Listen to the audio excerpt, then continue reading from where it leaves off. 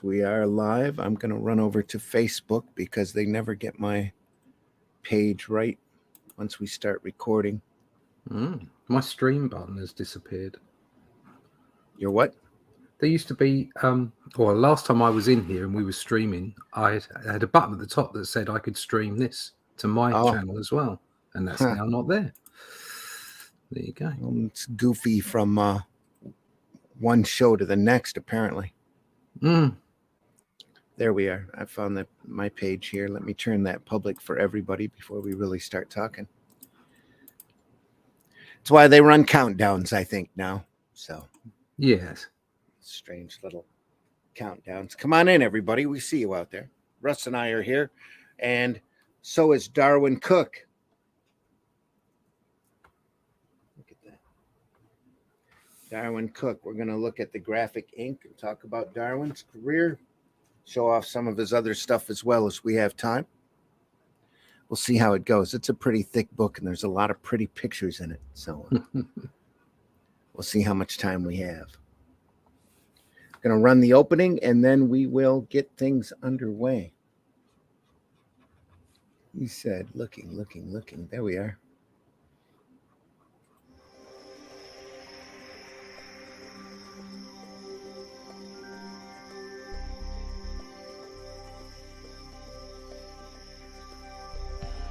What was that? This is not a charade. We need total concentration. Now, once again, this time, with theory.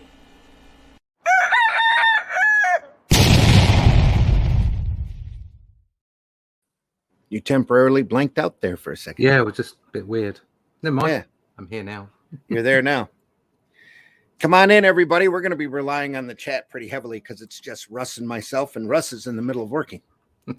So let's talk about Darwyn Cooke. Who out there knows Darwyn Cooke? He did not have a long career in comics, not like some of the other ones that we've looked at, but he had a very individual style and a beautiful, just a beautiful work to his stuff and beautiful love of comics. So it's the easiest way to say it. I discovered Darwyn Cooke's material with the New Frontier book. And if you haven't seen that book, they turned it into a cartoon that was just probably one of the most driest DC cartoons that they ever did. But it was kind of difficult for me to watch, but it was done in his style, and it was really great looking. And the book, the New Frontier book itself, it's just amazing. And it covers the genesis of the Silver Age of DC Comics. And it's just a fantastic work, something that we might devote a little time to later on. But today I want to go over the graphic ink book that DC kicked out that celebrates his DC material. There's a lot of great stuff in here, a lot of fun. So Darwyn had a very animated style, individual look to his stuff, and passed way too young. So, coming from an animation background. You can go full screen. Oh, yeah. Let's kick that out full screen. Sorry, folks. There we are.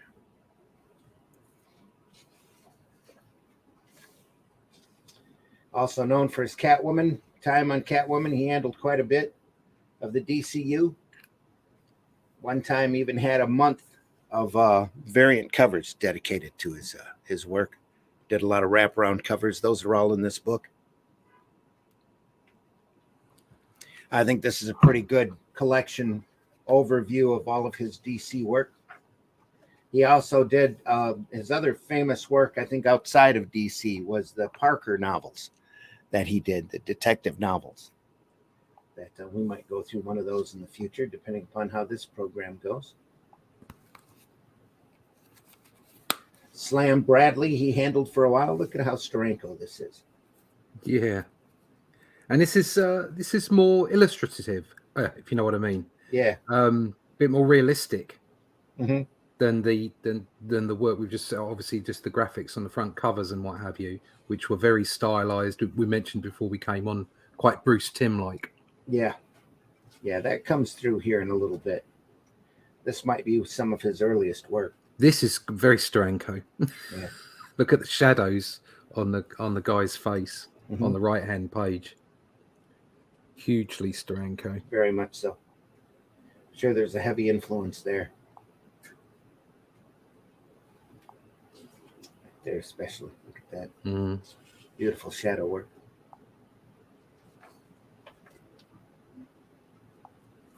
The farther along he goes, I think the more confident he got in his own style and really broke it out. And, you look at the page on the right there and the airbrushing and everything.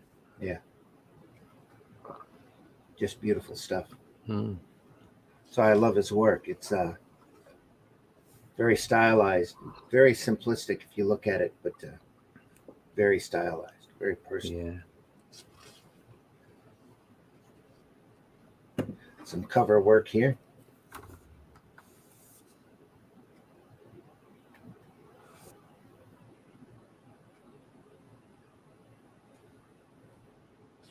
Just trying to look to see where that Western one came from. I've already got to pull out my magnifying glass here. Curse my eyes.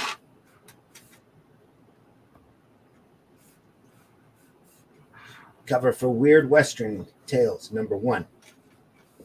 April 2000. Or 2001, I should say. It's 2001. Let's look at that. Love that. Nice piece.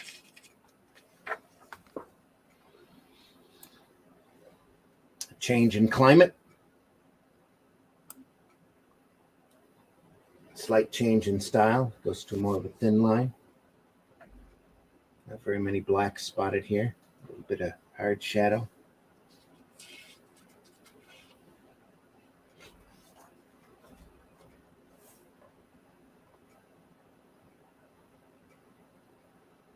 Almost Geoff Darrow.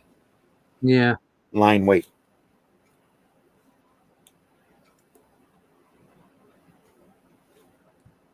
Come on in, folks. Like I said, we're going to be relying on the chat a bit today, so don't be afraid to speak up. Michael DeFonte is in the house. Hello, everyone. Rue Katuk. Yo, Rue. Thanks for joining us. We are looking at the graphic ink book, celebration of Darwyn Cooke's DC work. Quick, solid line work. Look at that. Fun stuff, colored in earth tones.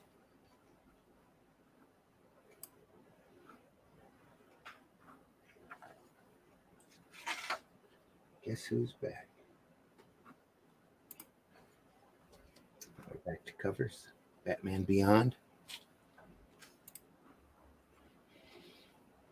A couple of fun cover there.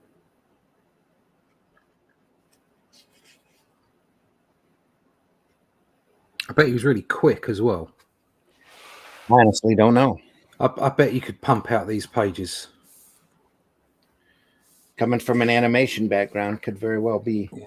I mean, having some experience in changing my style up for different things.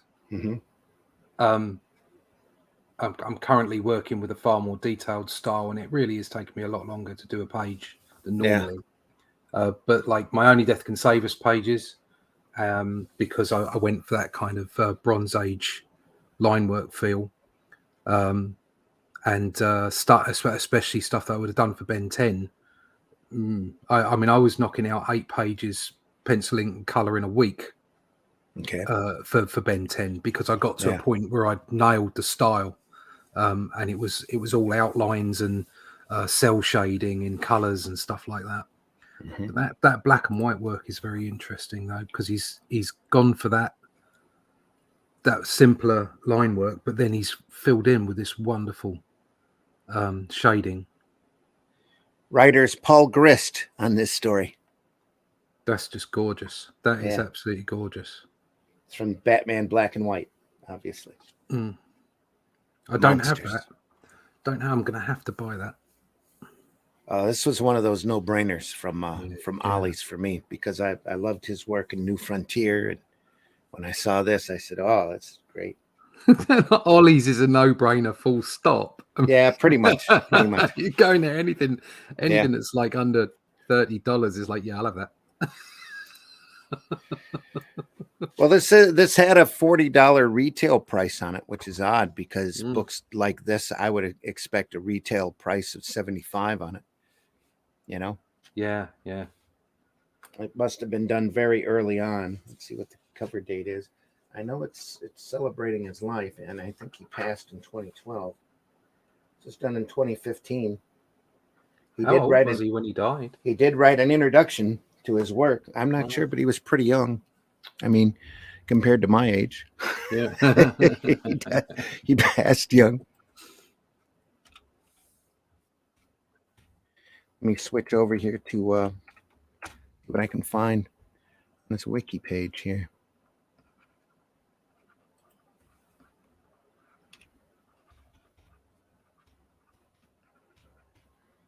If you haven't read his New Frontier book, it is very genius. His New Frontier series. Very, very nice chronological telling of start of the DCU. All right. Especially the Silver Age. Darwyn Cooke, born in 1962. Oh my God. Died in 2016. Right. God. So that'd make him 60 now if he was still here. Yeah. Wow, that is young. Yep. Let me share his picture here from his Wikipedia page. If I can hit the right button, that is. Let's try that again.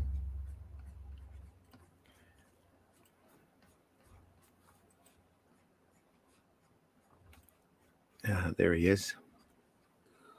Oh, wow.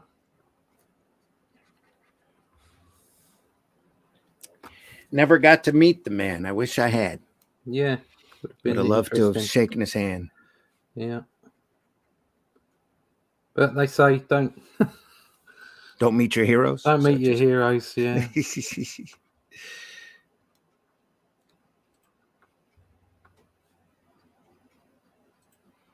Although I have to say,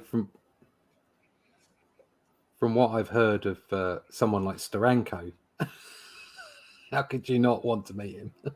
He was just at the show I was at in Kalamazoo. Yeah. He's great. I love him. They offered tickets for a dinner with him. Oh, really? Yeah, for like $75. And I don't know that I'd pay to eat with him. Well, the thing with Steranko, the cool thing with Steranko is you just don't have dinner with Steranko. No, I understand. Yeah, you have dinner and about 4 hours worth of stories.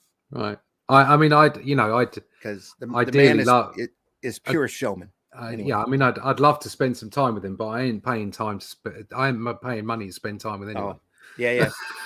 This is simple as that. I was at a Great Lakes and a few years ago that he was at, and the next day everybody was like going, "Were you at that dinner with Steranko?" Because it was a big table. I didn't see you there, but it was a big table. It says it was also 4 hours. Because you get him running, and his showman kicks in, and he's off, and he's telling. I mean, he's got 4 stories for anything. Yeah, I mean, I've seen some stuff of him on panels on YouTube, and he's great to listen to. He is pure showman, and God bless him for it. I'm telling you, nobody Steranko's like Steranko. No. Is that Toho HR in the house? Thank you, HR, for stopping by. Greetings, Sinner. Unfortunately, I'm at work. Have a great day, everyone. You're going to want to take a closer look at this at our archive. Wow, that's my thing. So he says, yeah.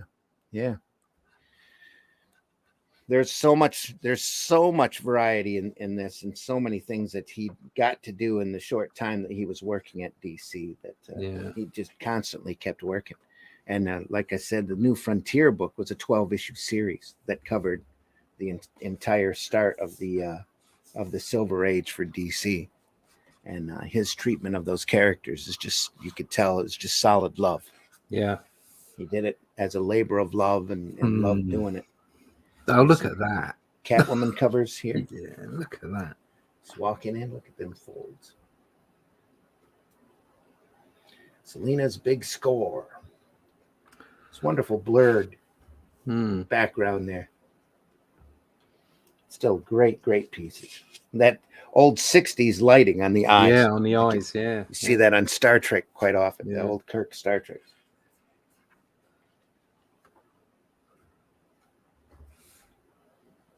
Stomping in the mud. It's Gotham Adventures. Yeah, little happy creeper there. Crazy. That's the Paul Dini animated creeper too. He was supposed to be on the Wonder Woman cartoon that never got made. Main character or secondary character. That's just so cool. Just look at that. You could stare at that for a while. Yeah. A lovely thing to have on your wall. Yeah. Mind you, any of this would be, so.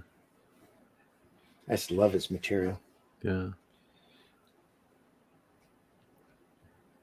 Batman, Catwoman. Simplicity is the key, just like we ended up going through 3 or 4 episodes of Toth. Yeah. It's the same. You see a lot of that influence here, just stripping everything down for animation. With his animation background, just simple line work, solid work. A lot of brush work there. Whether it was digital or physical. Couldn't tell you. I don't think it matters. No. Not with this material. A lot of people get hung up on whether it's digital or physical, and having done quite a bit of both now. It's a different discipline. Yeah, but it's still the same artist. Mm-hmm. It's still the same concepts and ideas and the way Very that you true. approach things. Yeah, that's the only downside I can see of digital is not having the physical artwork at the end of the day. That's the only downside I see. And that's not to say that each way of doing that. What a great panel that is. Right it's here. Not, yeah, that panel. Yeah. It's not to say that that they're the same, because they are definitely not. You get a different feel and different effects from digital than you would get from traditional, and vice versa. And this, lovely, isn't it? And there's always going to be people that prefer. I mean, I don't know whether he did this digitally or not, but if I was going for a style like this, I'd probably be inclined to think about doing it digitally. I mean, like I say, all the Ben 10 stuff I did was all digital, just to keep it clean, or to keep it clean, to keep it really clean. But then saying that, there are people that ink just so damn well. It's not necessarily that you have to do it that way, but I'd be probably inclined to do that. But I feel like the traditional way of doing things when I'm inking, it lends itself to furrier lines, if you know what I mean. It lends itself to that little bit of roughness. I really enjoy. So obviously other people, not everybody's going to have the same results. Some people are going to have fantastic line work, whether they do it on a computer or not. True. Yeah. This is lovely. HRS is a huge fan of no black outlines on the panels. It's very stylish, matured, classy with ink wash. Yeah. Yep. All sorts of different techniques on display here in this book. No, cat. No, you can't go up there. Sorry, I'm being attacked by a cat.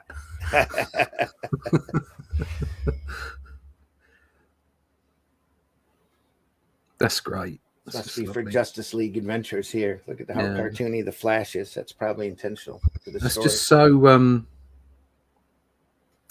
much energy in that. So much fun in it. It's great, and the way that it's off at a janky angle and everything. It's just great. Yeah, it's great. I love his Batman. Yeah, the way that he draws him. Also, the way that he's framed the picture with the cape. Really good. Yeah, it's amazing. Justice League Unlimited, probably, judging from the cast and the way that they're drawn.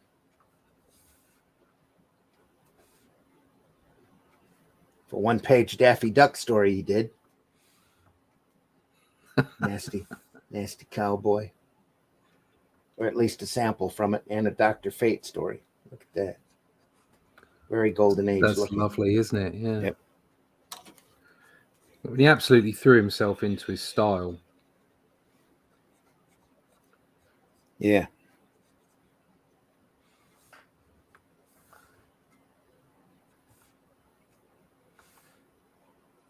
Sorry, just checking my phone. Didn't mean to have dead air there. Yeah. More Dr. Fate. Quick, dark, and thick, it looks like. A lot of thick line work here. A lot of shadow work.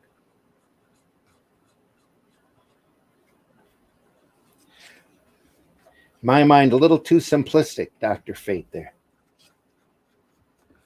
Loved Simonson's Fate. Just fantastically done. This is Yeah, I mean, there's no doubt that there's no doubt that certain styles fit certain characters. Yeah. And whereas it was the way, I suppose, maybe because of the iconic nature of Batman's costume and Wonder Woman, Superman, the Flash, their costume, there's something about their costumes that is hugely iconic. Mm-hmm. Whereas Dr. Fate's isn't in the same way. And also expressions on faces when you go simple, but at the same time you've got a mastery of your expression. Yeah. When you then go super simple on something like Dr. Fate's mask, it's then very difficult to imply emotion, isn't it? I mean, it's difficult. It's difficult at the best of times with many illustrators, however detailed your style. But it's even harder when you've got a more simplistic style like this. Yet here you've got fright and you've got anger through Fate, through his eyes. They're just beautifully done. Yeah, it doesn't mean he didn't get any success, just that it's harder to do. You know. Yep. Yeah. Wonderful. It's fun. Nice style. Looks like a YA novel. Groovy, baby. Exactly. I watched that the other night with my daughter. Austin Powers? Yes. Oh, boy. She'd never seen it. Oh, no. Her boyfriend had seen it, and he was like, oh, this is going to be good. This is funny. And she's like, no. For the first 10 minutes, she was complaining. And by the end of it, she was guffawing. She was just like falling about laughing. I hear you. That's great. Little bend on her back there. Again, talk about the simplicity, and yet look how you can see the form. Yep. Fantastic. Absolutely fantastic. It's cover 4 Bird Girls. Number 3, December. Bird Girls. 3. Bad Girls. Bad Girls? Bad Girls or Bird Bad Girls. No, it's Bad Girls. I read wrong. That's me. Still using my magnifier. It's type up there is a little small for my glasses. It's more Bad Girls. I like Bird Girls better. Yeah. Could have been Birds of Prey.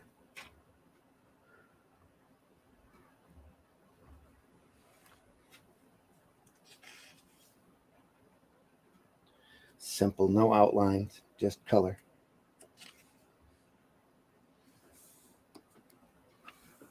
And that's from the New Frontiers book. So both of these are.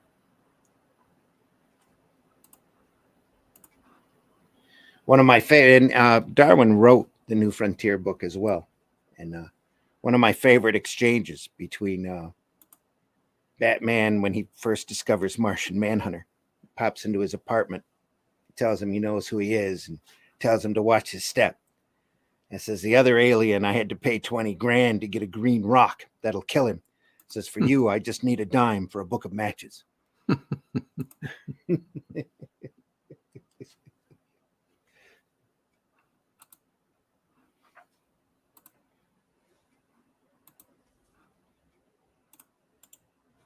Yeah, that style.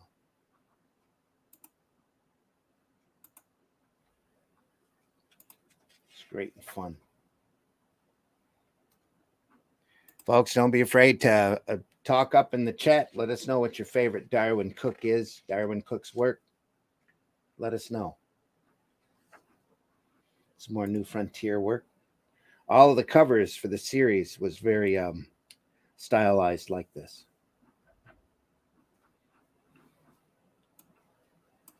I believe it ran 12 issues, but they were thick. They were like 48 page books.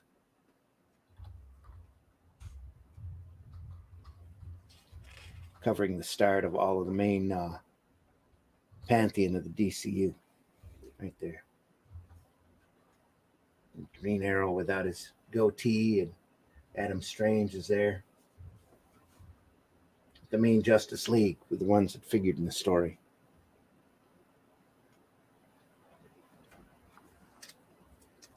And they ran across each other. There are the two covers for the two-part Frontier book. They've since collected that together all in one with a few little backup articles about the creation of the property. Literally a retelling of the forming of the Justice League.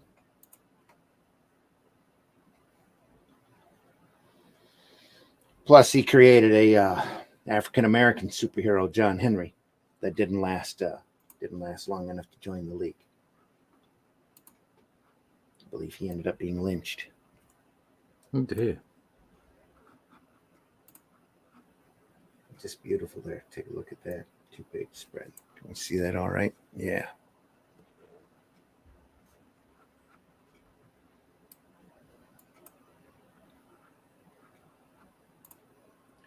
At that point, it looks like Our Man's still around. Green Arrow. It's in there.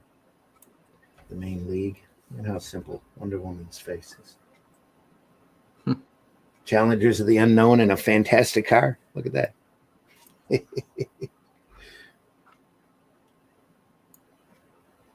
Captain Storm in the background. Jimmy. Dr. Fate still.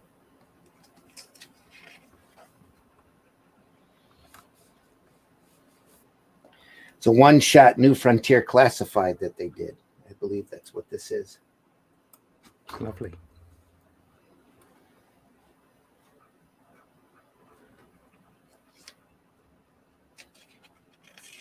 It's almost like a prelude ash can. This is from the New Frontiers book, I believe. Nope, this is from that preview again. I think this has got that fight between Superman and Batman in it. They don't get along. Those guys are always fighting. Yeah. Wonder Woman coming in from Themyscira.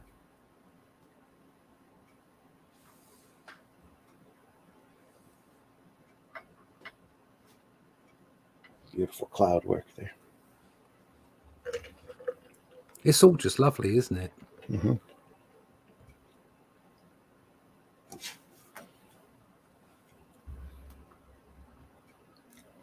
HR says Parker. Yep. I've got 3 of those. I don't know how many they did, but I've got I think the first 3. Outfit, Slay Ground, and one other one. Again, just beautiful books. The Score. That's what it is. Beautiful hardback books.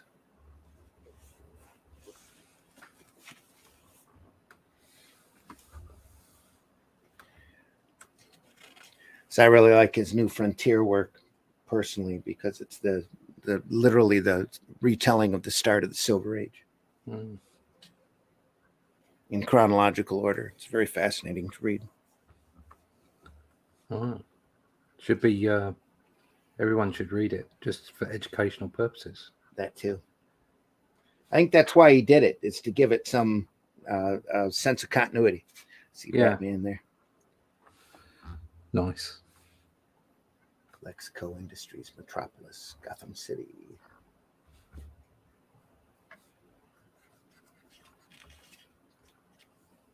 It's a thicker Batman back there.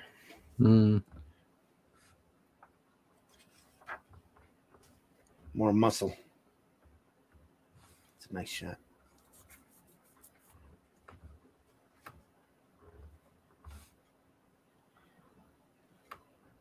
I believe Batman decides that Superman has to be taken out, lures him into the Batcave. They get into a bit of a fight. A bit of a fight. Yep. If there's one place I wouldn't want Superman, it's in my Batcave. Do you know what I mean? He's going to make a mess. Yeah. Well, he's not happy here. Still with the black diamond S. That's fabulous.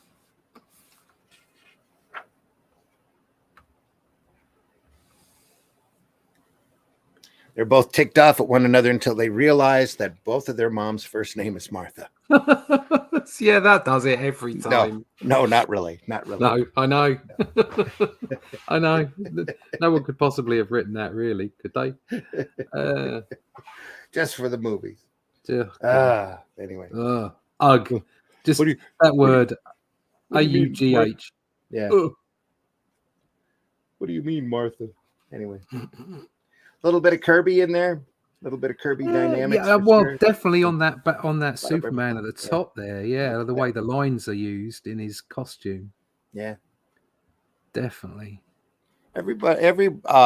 Everyone wears their clothes a little looser back in the 60s. Look at that. A lot of wrinkles and stuff. Yeah, I like that. Yeah. I have to say, I do like that. Well, the entire work has a level of charm to it that's just amazing, I think.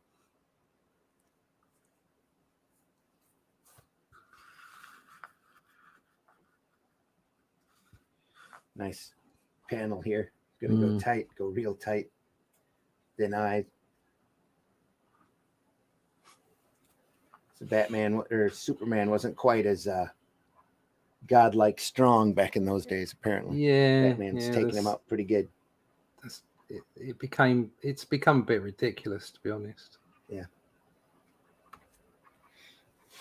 I think the trouble is and this is not me wanting things to go away, but something that I've come to realize is that you can't have it all.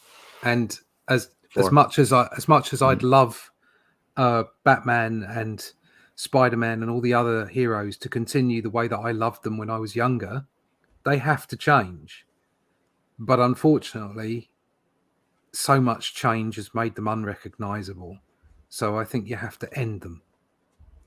Well, that and the modern day, they work so hard to make them as unheroic as possible. Yeah, they're not the icons that they started out being. Yeah, I just think that that serializing comics, one a month with floppies, when that was the thing, that was the way it worked. And what you did was you kept people pretty much in the same time zone. They never left it. Batman was always 30. Do you know what I mean? Peter Parker was always 18. Right.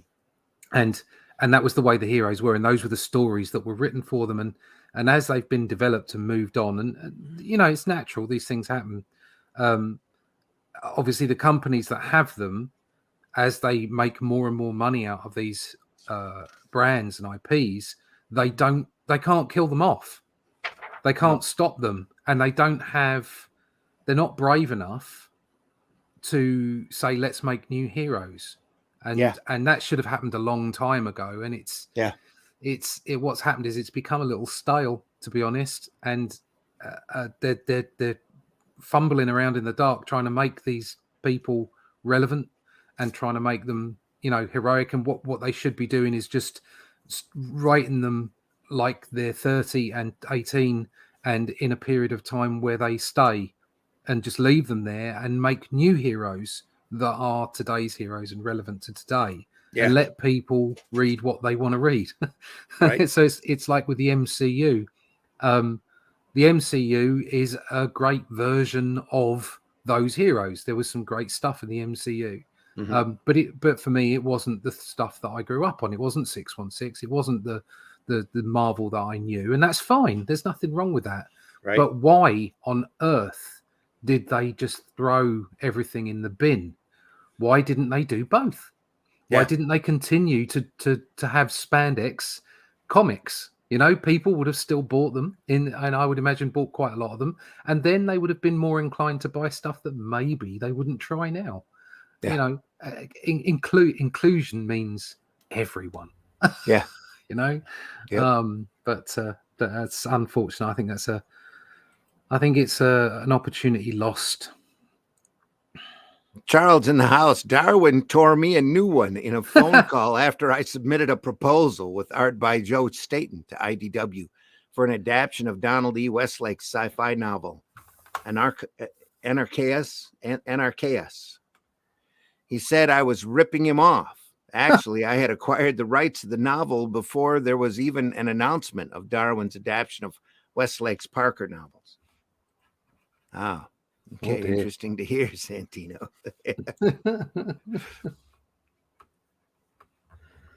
Everybody has, their stories, their encounters. Everybody has bad days and insecurities that they jump at. Hey, you're ripping me off.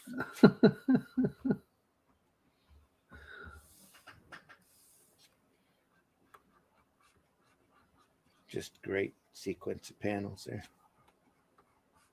Love everything about it. And the final reveal. You guys don't have masks. I guess I'll take mine off too. Look at that lovely short Batman glove. Yeah. Old style. Old school. Old style gloves. Yep. That's great. No, none of those extra bits. This is who I am. Time to be buddies. Yeah.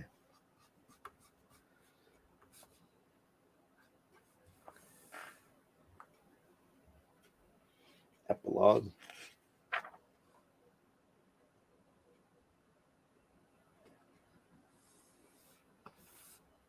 Script Darwyn Cooke, art Dave Stewart, color, Jared Fletcher, letter, Ian Statler, associate editor, Dan Didio, editor. Another great shot. I think I got that. Here to show closer. Let me see if I got it. Yeah, I got that right there. Boom. Wow. She's got short legs. Yes, she does. She's very Amazonian, thick. Yeah. Thick. Yep. Yeah. Not a bad thing. No, not at all. More New Frontier. Lovely. Phantom quarterback. That looks like it could be in a comic from 50 years ago, doesn't it? Yeah. That's brilliant. It's off of a script by somebody named Stan Lee. No, Stan the man. Yeah. Stan Lee script, Darwyn Cooke, and J Bone art, Dave Stewart colors. So right there. Crazy. I'd love to work with Stan Lee. I loved it. Closest I got. Go ahead. Closest I got was he signed one of my posters. There you go. Oh, yeah. There's a great great biography out of Stan. That it's pretty tragic. It says his temper was legendary. Yeah. Cooke's was Toth temper. HRS. Toth temper. That doesn't put me off. Like I've been out there in the world. Mm-hmm. And in the world, you get told off quite a lot. Do you know what I mean? Like people have tantrums. I've had art directors before I was an art director and creative directors throw shit around a studio because they're not happy.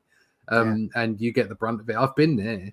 So I know what, a tirade from an unjust boss is like.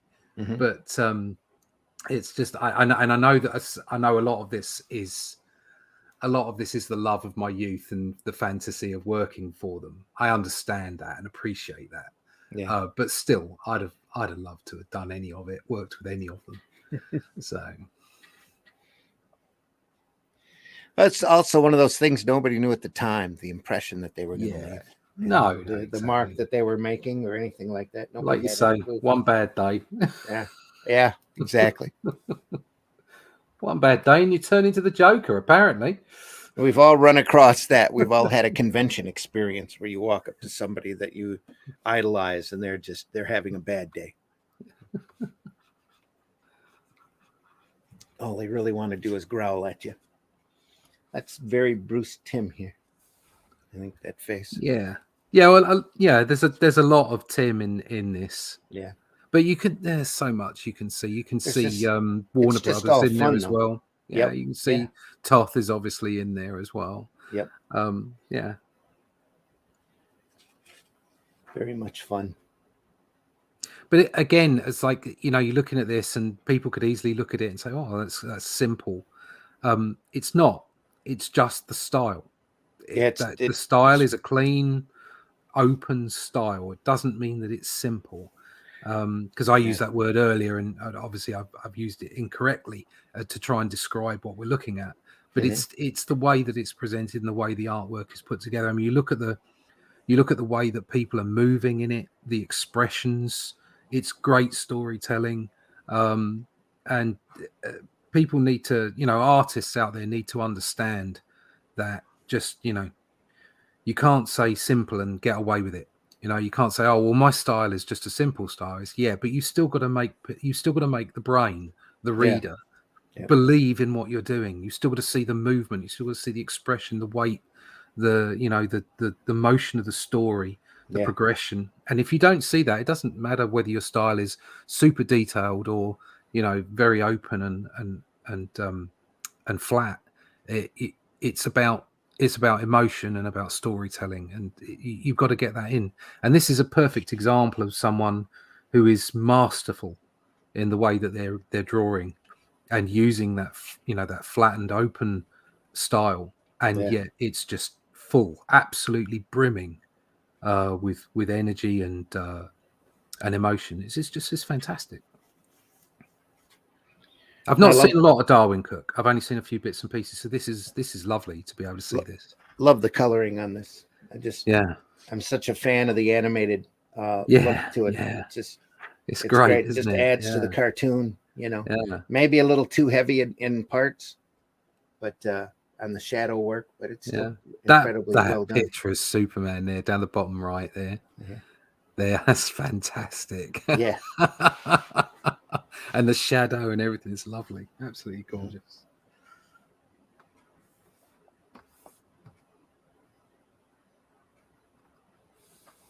The whole composition here is cool. Phantom quarterback. Yeah.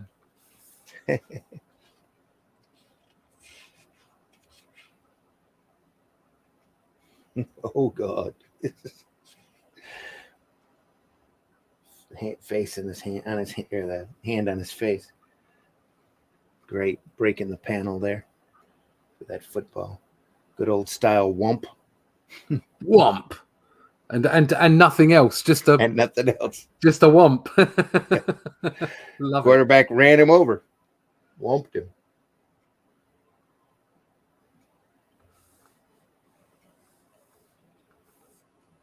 So he's like got hit by a bus. So he flies off.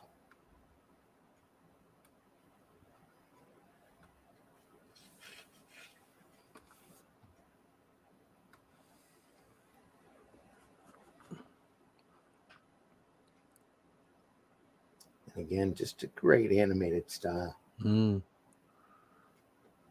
the motion in that top panel. Brilliant. Yeah.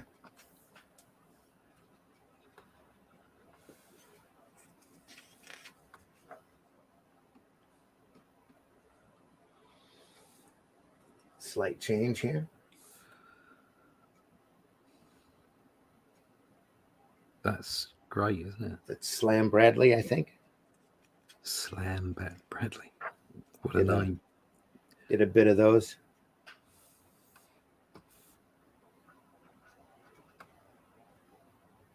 It's again probably a forerunner to his Parker work here. Yeah. Playing around with it. World's window. All done in yellows and brown, or yellows and grays.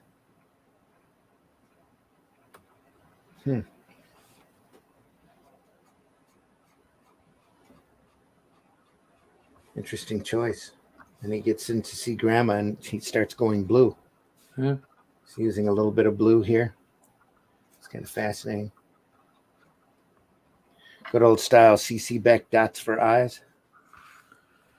That's great stuff. And those open panels without the borders as well. Yeah. That was mentioned earlier. So it's great. There's a lot of that all through Parker.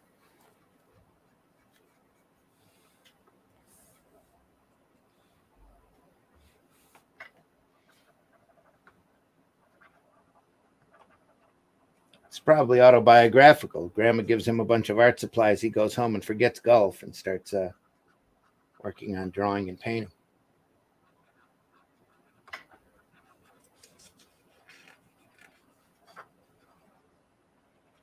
It's King of America. It's like more Slim Bradley stuff. Very 50s. Smooch. 56 there, dated. Yep.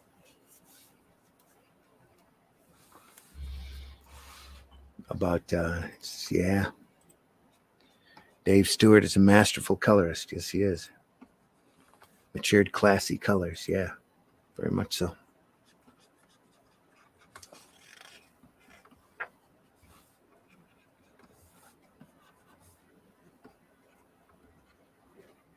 Almost painted here. The barest of lines, especially there in the lady's face.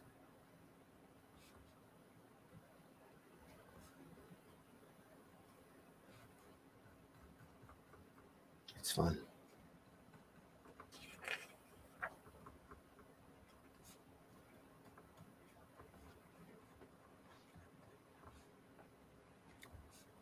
Bit quiet today without Glenn around. Hope Glenn's doing better. He wrote me a couple days ago, said his back was out.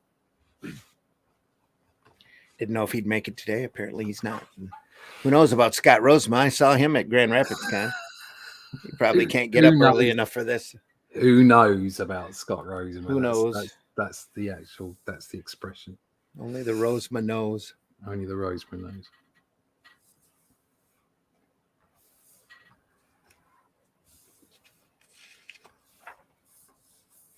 Getting a little darker here. Yeah, some solid blacks in there. Yeah. Nice shot here.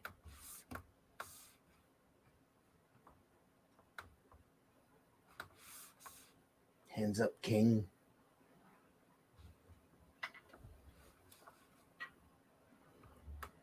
Christ, Lola, you gave me a start. Look, I can explain all this. Somebody's dead, baby. Javier. Javier's dead, baby.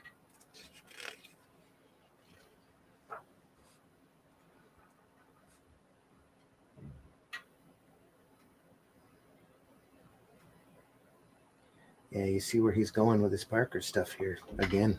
Mm.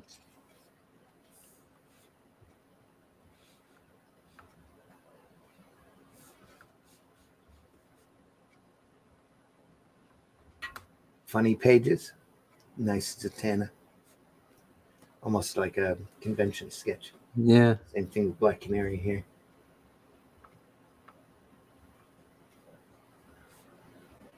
Amazo. That's not Amazo, that's Chemo. Saw him in the Middleman. It's a collection of chemicals. Oh, that's right, yeah. It's Chemo.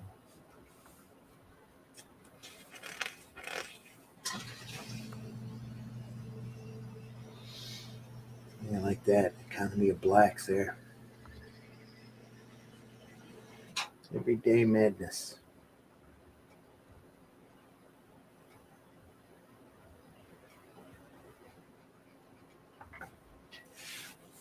Again, you see a little CC back, a little bit of everybody in this. Yeah. A little bit Eisner as well.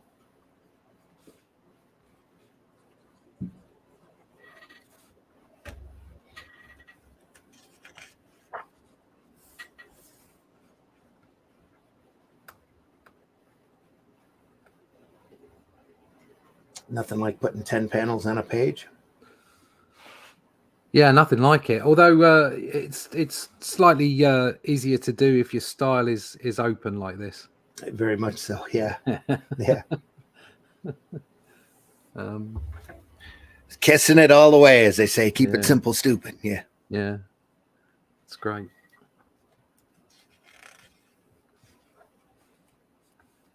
Boom. Here's a bit of chaos. That's the vacuum at work here.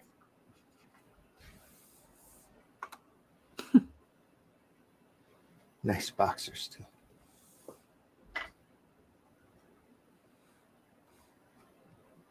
too. And again, another one of those impacts with some stars and explosion. Yeah. No wump there necessary. The stars said it all. Yep.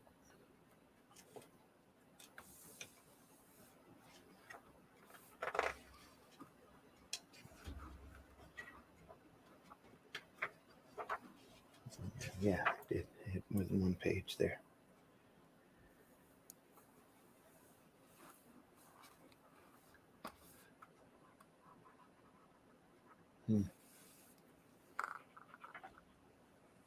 Let's see a notation that the story shifted, but it's a different story.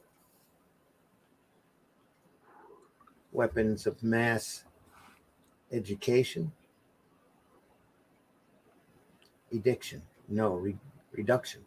Again, he's using typography there. Mass reduction. Yeah. Lots of heavy shades, shades of Stalin. Steranko. Yeah.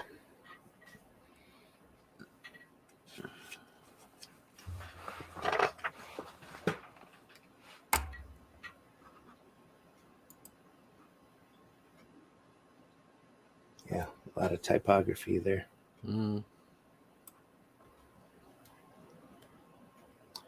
Great page. Whoop. Hey. Whoa. That's what I get. Sorry, still early in the morning yet. Earthquake at the Zimmerman residence. Here we are. Just bumped my hand as I was reaching for the mouse. It's a great page. Yeah. Woke everybody up. Pretty much. Gotham City.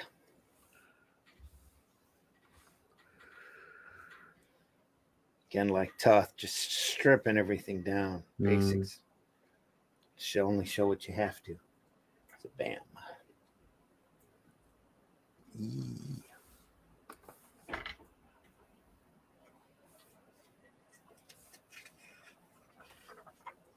You seem to be moving through this a little bit faster than when Glenn's here. What are you saying?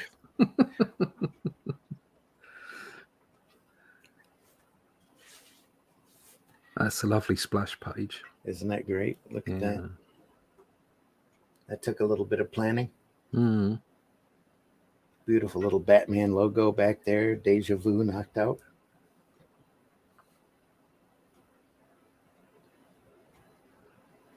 But again, look at that action without showing action, you know? Yeah.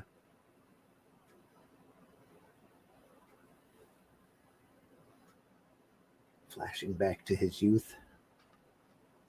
Dead, they're all dead.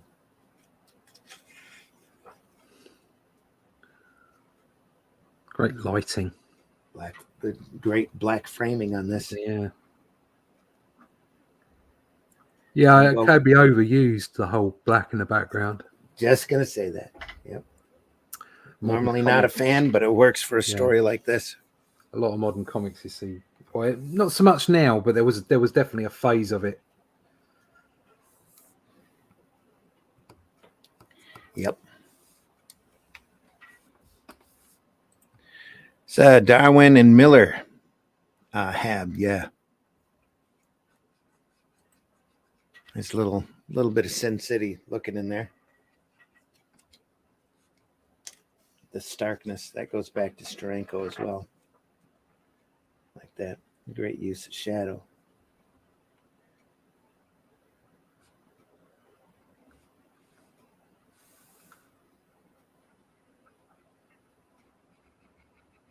Just out of all of that darkness, one orange panel because he lit his lighter there for a cigarette. Yeah, the command of color is fabulous. That's probably Dave Stewart again. It's great. Simple, easy, deceptive.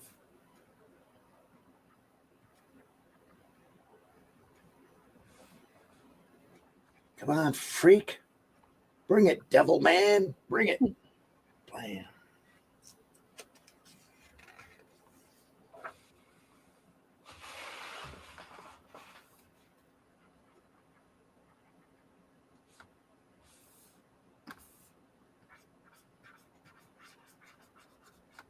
Right out of the Crow here. It's aiming the shotgun at him. He takes it and puts it on his forehead. Dares him to pull that trigger.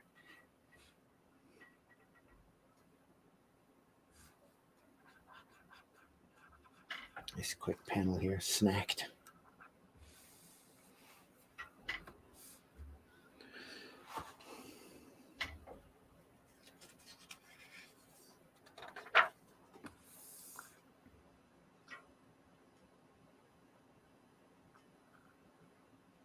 Wayne Manor Dawn.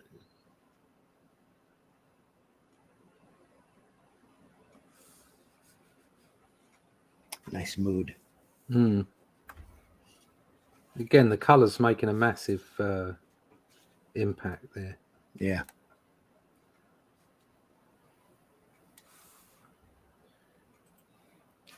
So have great panel layouts. Yeah.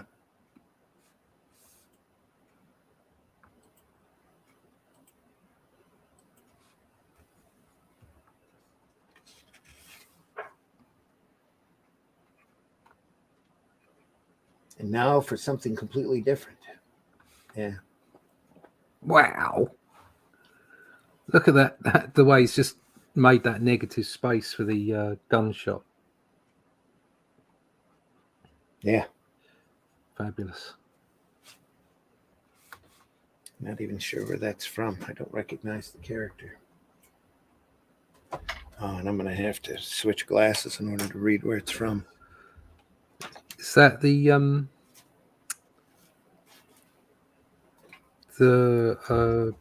Fighting American or something? Oh. Red Menace #1. Oh, Red variant Menace. cover. Right. Not that then. There's a bit of a read there.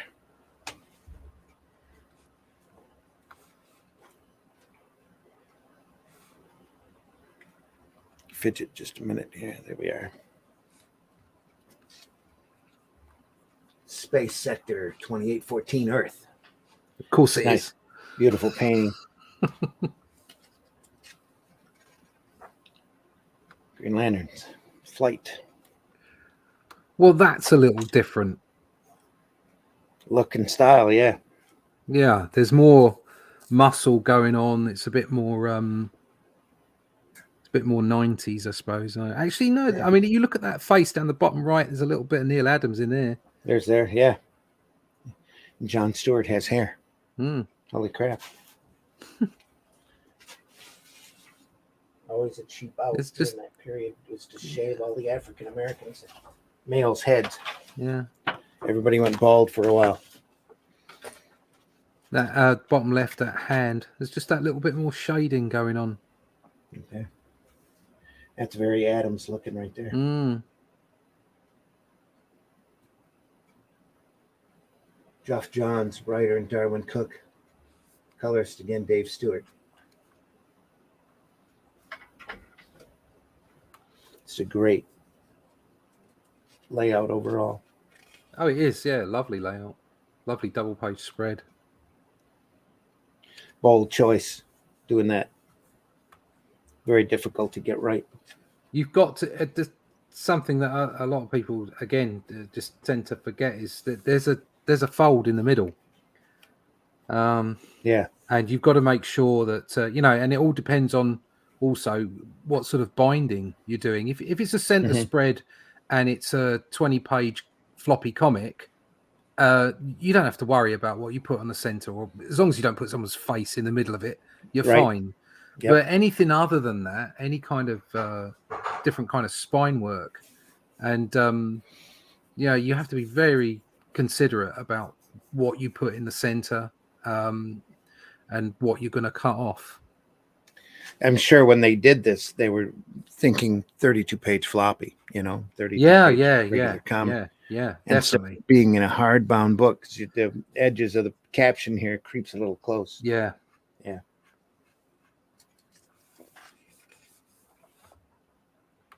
Now we're back. Almost like a Gil Kane structure there for that Green Lantern. The way that guy's both feet, the kid, I suppose it's a kid in the bottom then, his both feet are off the floor. Yeah. They're quite high off the floor as well. And that takes some doing. He's jumping over that wagon. That's what he's doing. I don't know. And he's still running here above the sidewalk. So that's that. Look at the way he's leant over. The way he's cheated there. Yeah. That's brilliant. Here, you mean? Yeah.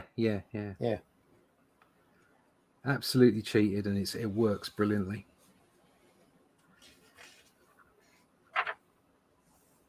Memory from his youth. This must be Hal.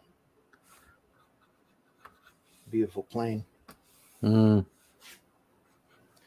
again, stripped right down to its simplicity there. Just lines. Everything else is in the coloring.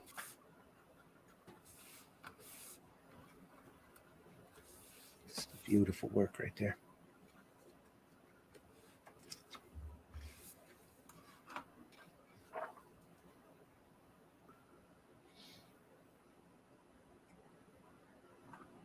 Very still, like, there's just some real subtlety to this. The faces, all the faces, both in a spread. Yeah. The subtlety in the faces. Fantastic.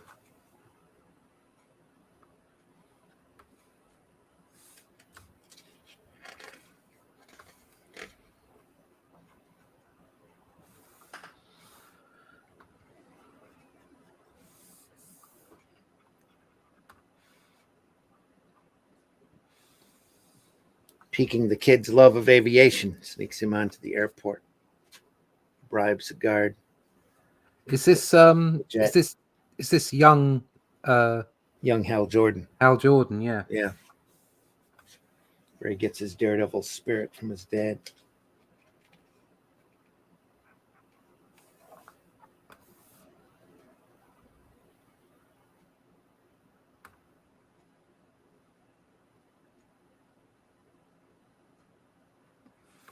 Takes him up to see the stars.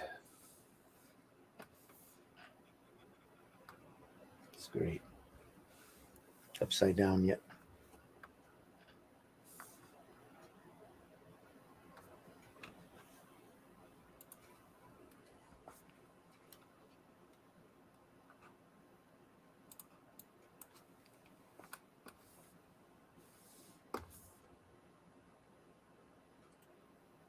HR Neil Adams style, yeah. Great to know.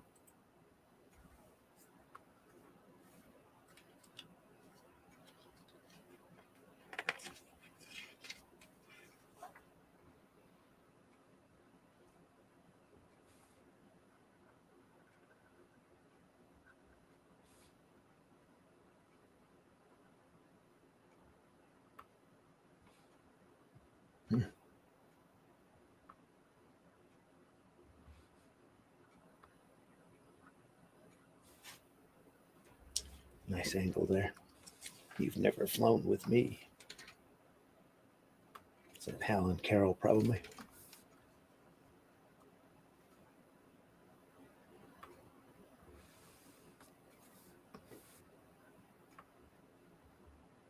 Taking her up. Nice shot. Showing her shoes left behind. Whoosh. Yeah.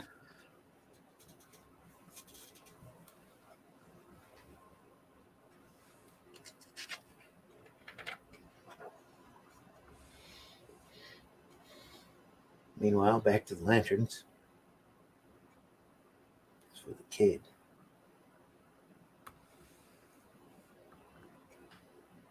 Everybody's paying off the guards in this story. Mm. Get them to look the other way. Yeah, the style seems to vary slightly. I wonder if he's varied it between the memories and I'm sure he has. Yeah. Yeah. This is a lot more realistic here. It's back to modern. Yeah, there's a lot more fine line going on, isn't there?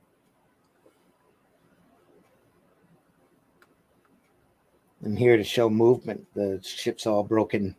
It's not solid black, but you see motion lines rolling there along with the boom back behind it.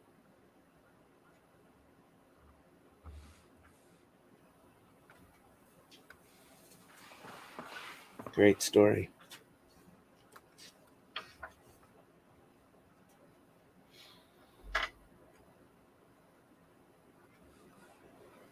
It's a fantastic panel there.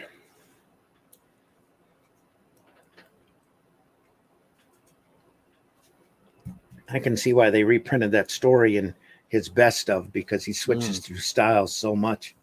Yeah. And the story itself is so great. Yeah. Yeah, it's very clever. Geoff Johns. And the 2 rings at the end.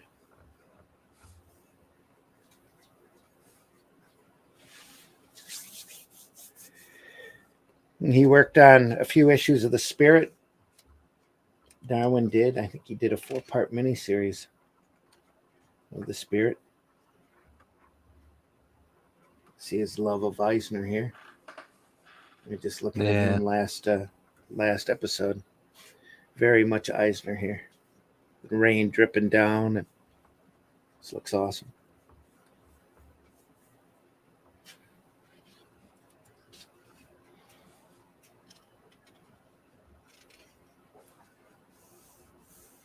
More covers.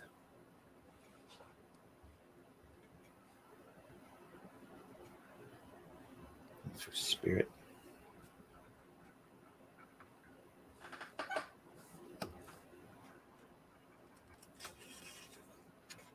Femme Fatale. I like the reflection. It's pretty hot. Yeah, that's cool, isn't it?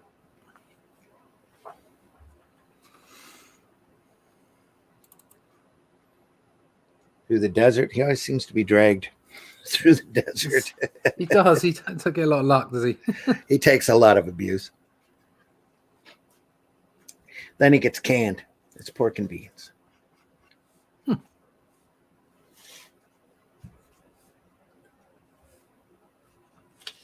Must have been a variant cover. There's some more Spirit. His foot in a pail. The girls are all ripping his clothes off. He was a ladies' man. Spirit Summer Special. Yeah. Being beat up by bad guys or attacked by women. Fun never stops. Yeah, they're parachuting in here too. All coming in to get him. It's raining girls. Yeah.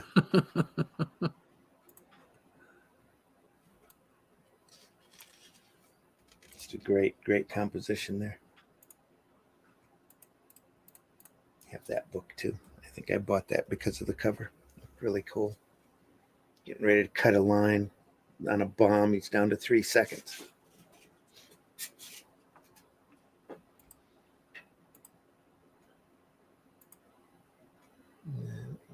Is that Spirit again?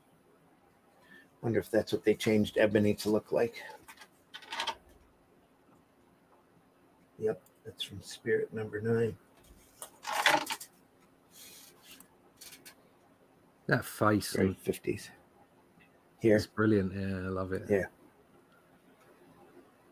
Tales of Terror. The old window in his mausoleum. Hideout. Spirits. Just like Doctor Strange's almost.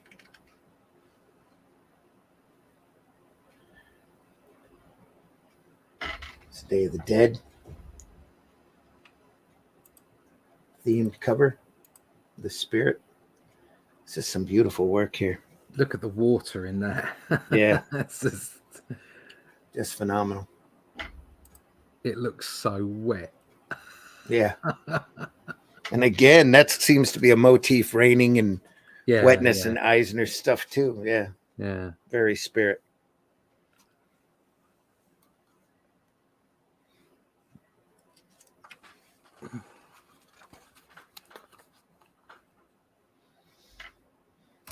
Couple of contrasting styles here.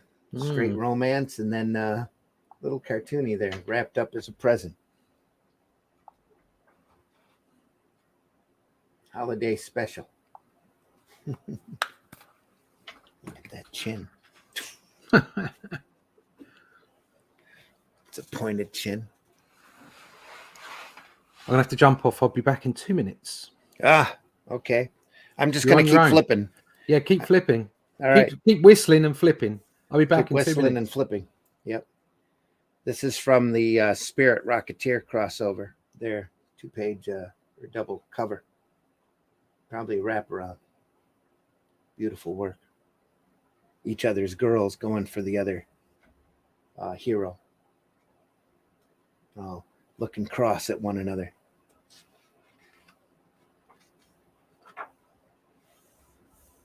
Cousin Walter the Scientist. Beautiful black and white work here.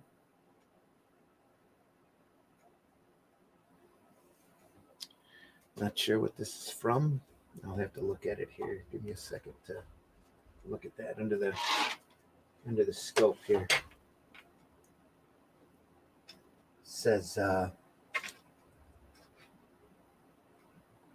cover for looks like American Splendor, number 3. Didn't know he did any American Splendor work back when DC was working with Harvey Picar.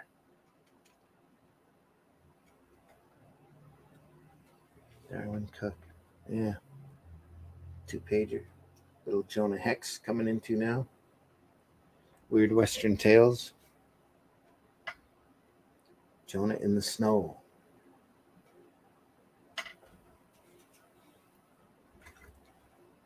And I'm back in the room. Beautiful stuff.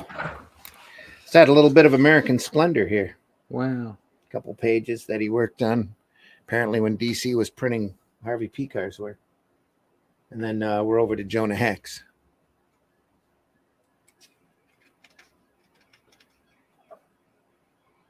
The Hunting Trip.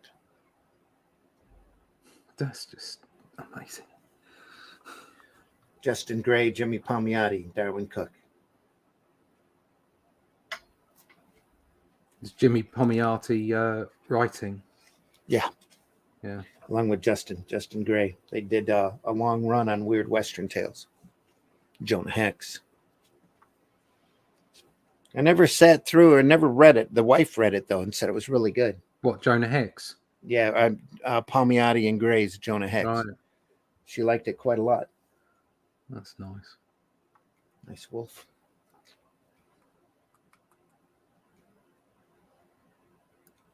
This would suggest that there are multiple genres in comics apart from superhero.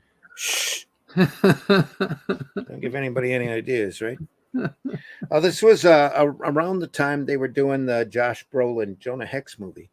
Right, okay. So Weird Western Tales ran for a good 50, 60 issues, I think, at least. Right. Probably a little more than that, with a variety of artists. I quite enjoyed that film.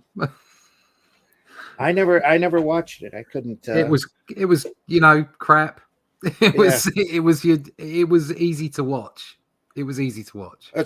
We call that a brain check film. It's popcorn fare. It's I like films like that. That's not to say I don't like deep, meaningful movies, but the vast majority of movies I watch are not deep and meaningful because I don't need it.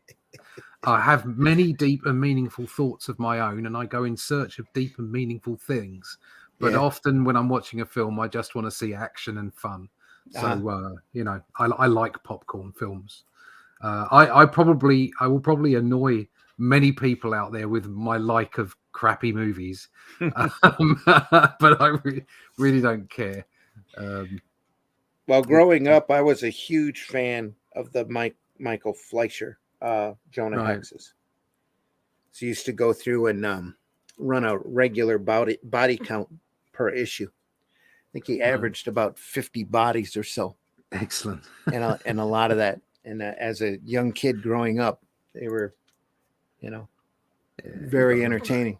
Yeah, love it. It's Jonah again.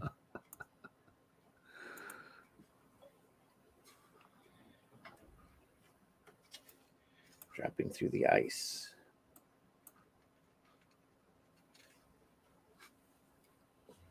Get that. The snow and ice is done very well. That's so hard to do, that stuff. It is. To make it convincing.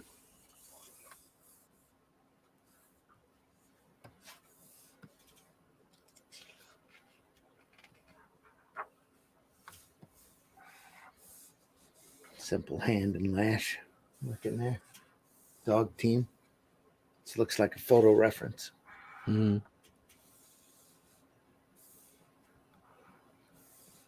Not that there's anything wrong with that.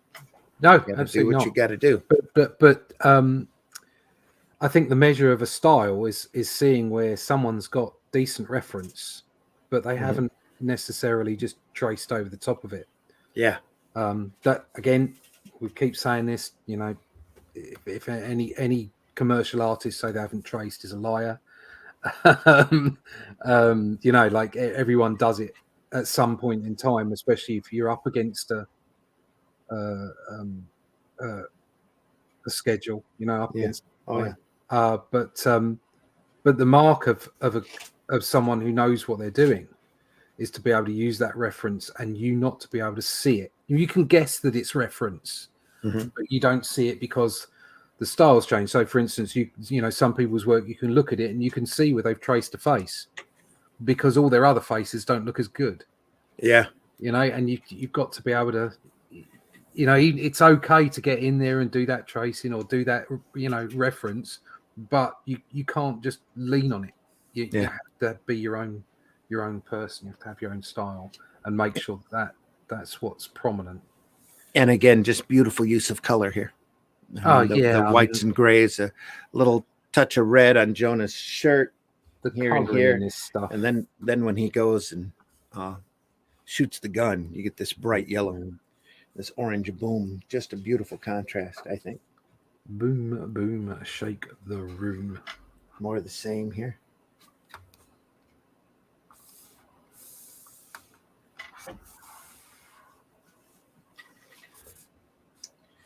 A lot of different technique here. You see where you pull inspiration from different people, because I'm seeing a lot of, even though you don't see a lot of his work around, Doug Wilde, Western feel on this. So I have his Rio book. We should go over one of these days. Just beautiful work. Nice. Oh, it's cinematic. I'm sure he used a lot of photo reference, movie references on it. But it's got the same feel, especially when you're looking at the background detail, the wood grain, that kind of thing. See a lot of influence there.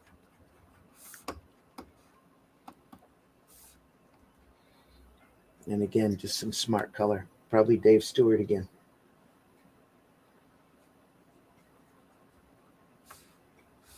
Thicker snow coming down in blobs. So I think some of the coloring in this book is masterful.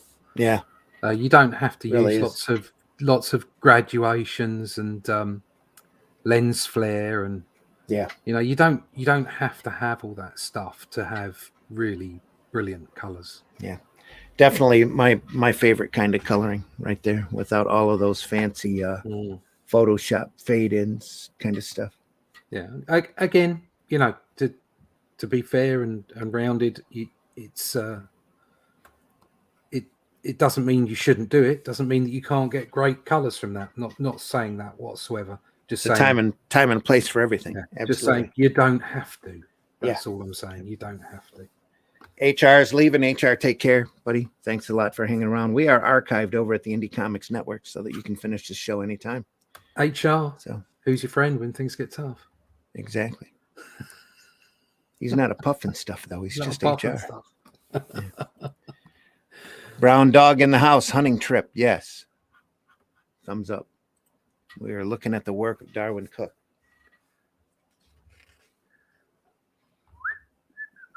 That tune's in my head now.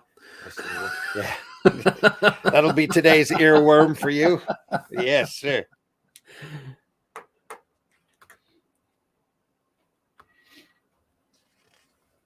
Nice gun. Going back hunting again. Crazy wolf. Gonna step it up here. Another Jonah Hex cover. It's like there are almost. I mean, I know this is. I know. Please don't beat me up. I know this is nothing like John Romita, but that John Romita Jr. You go back a page, and there's I don't know what it is about that reminds me of. It's John the Romita layout. The Jr. layout sense is very yeah. You see that there. Yeah. I mean, it just goes to show. I mean, I'm quite honest about this. I don't like John Romita Jr.'s work. It just doesn't do anything for me. But that doesn't mean I can't appreciate how good he is. Right. You know what I mean? How proficient he is at the art. Just because it doesn't do much for me. It's like Barry Windsor Smith. Yeah. Doesn't that his work on Conan just no, not a fan. But Machine Man, I had to buy it. So it's like you can not be into a certain style and still appreciate the mastery of it. Absolutely. And have it on your bookshelf and appreciate it and use it. I do have John Romita Jr. books. Be inspired by it. Yeah, exactly. The Great Silence. The Jonah Hex. I'm going to step up this a little bit because I want to get to the stuff in the back. But she was a regular character, if I'm not mistaken, for quite a few issues. The girl with the patch.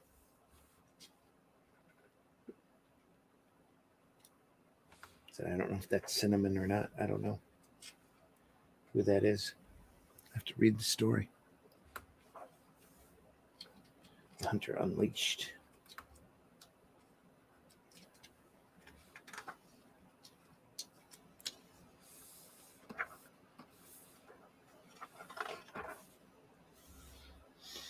This prospect of a fresh start.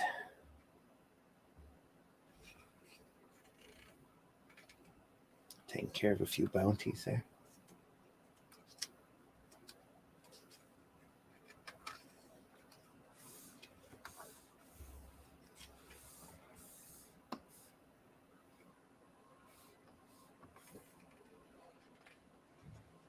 How to have a heavy discussion without boring your reader.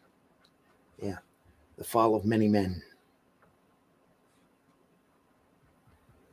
Yeah, I saw a page of Spider-Man the other day that had just Spider-Man in 6 panels, I think it was, and absolutely nothing wrong with the anatomy.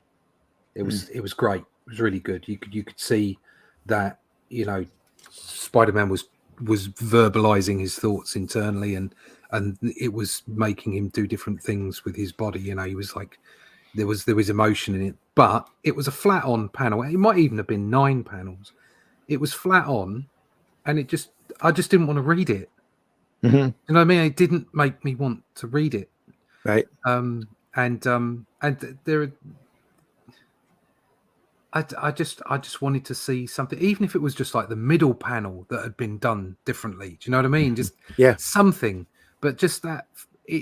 That same angle. It's not just about having talking heads. That's not what it's about. It's also a flat on angle, the same angle every time. Right. So for instance, a great use of having the same angle every time is that page on the right there, where what you're doing is you're going through the seasons, and it's brilliantly done. As he's building a house. And that static angle, and it tells a story and does something. Yeah. but to just have the same angle on one person for 9 panels, it doesn't make you want to read it. It'd be painful. Not me anyway, but that might be because I'm so shallow. Where's the womp? The Winter of Discontent. Yeah. It's a great Jonah Hex. Look at those panels on the right there. Yeah. It's just brilliant. Silver Springs. Again, slight change in pace to his style here. Mm-hmm. There's a real sort of Western vibe to it now, which when you were looking at those earlier pages from Justice League, you would never have thought, oh, well, this guy can do a Western. And again, something that we've spoken about because we've had so many great artists on, especially when we were talking about Simonson, was the fact that you can change your style. It's not that you change intrinsically what you are, it's that you adapt for certain applications, for certain books. Yeah. So here you've got that Justice League, you've got the 2 different styles within the Green Lantern, and then you have this as well, and the breadth of his ability. Plus, you got the cool Fab 50s look earlier. Yeah, exactly. So the breadth of his ability to be able to turn it in the way that he does, it's fabulous. This composition too is a lot of fun because your eye is moving this way on the first 2, that way on the second 2, and then back here to that sign. Fantastic. Just the way he guides the composition of the page is just amazing. More horizontal panels.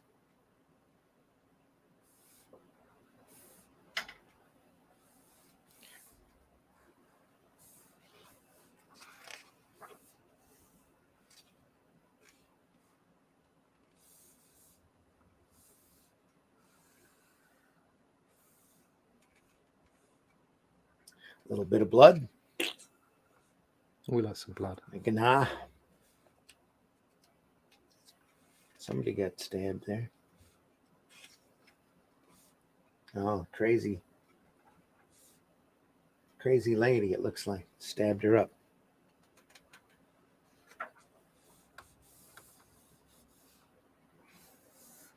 She comes back to Jonah, taking her for help. Beautiful shot there. He's going out for help. Just, again, fantastic composition here. Here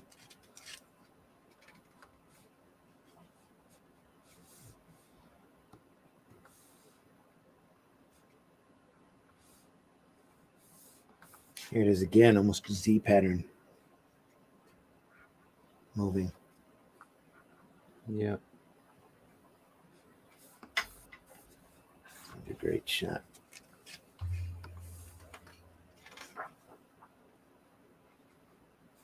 Back to regular comic pages. Wonder what his thinking was to switch from vertical panels earlier, or horizontal panels here earlier, back to regular comic pages. I don't know. It's like, I'm sure it's some sort of aesthetic choice. Yeah, I mean, also it's a storytelling choice as well. It's like that's some things work better. Also, when you're going from one page to the next, you don't want to have the same panel grid. Yeah. Obviously it does work for some, but personally, when I'm working, I tend to like to mix it up. I don't necessarily want to start 2 pages with a horizontal panel across the top of the page. I mean, the perfect example there. You've got 2 horizontal panels, and then you've got the vertical panels underneath. And on the left-hand page, it starts with sort of vertical panels and ends with a horizontal panel. And it's about, I think it's about where the story is and how the panel works. So sometimes putting something into a vertical panel doesn't work, and putting something into a horizontal panel doesn't work. Then on that, you've got another layer of, how does this page look design-wise? Is it pleasing to the eye? And then you've got the whole thing about letting the story flow through from one panel to the next. The whole thing is layered in so many different ways. Yeah.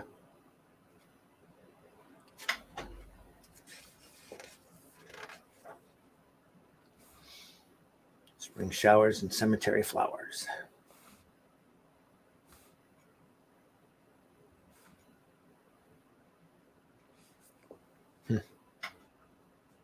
Nice boom.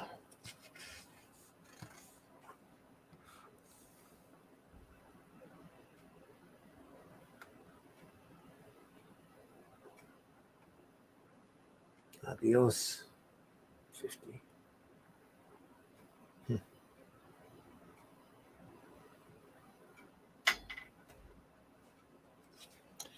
The rain's coming down except for on him here. It's hitting his hat. Yeah. And it's not hitting out here. Nice. That looks like a Steranko face. Yeah. That could be Shield. That could be Nick Fury there with an eye patch on him. Yeah. You never know what you'll get. There's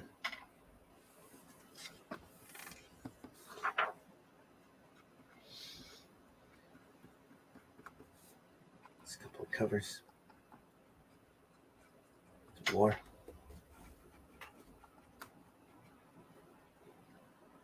Weird War Tales #1 variant cover. It's very Steranko to me. Yeah, it is. Yeah.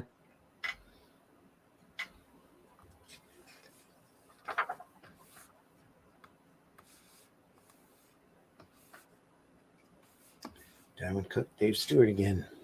Different style. Gone back to the thin line look. Patton. Looks like standing there, unknown soldier.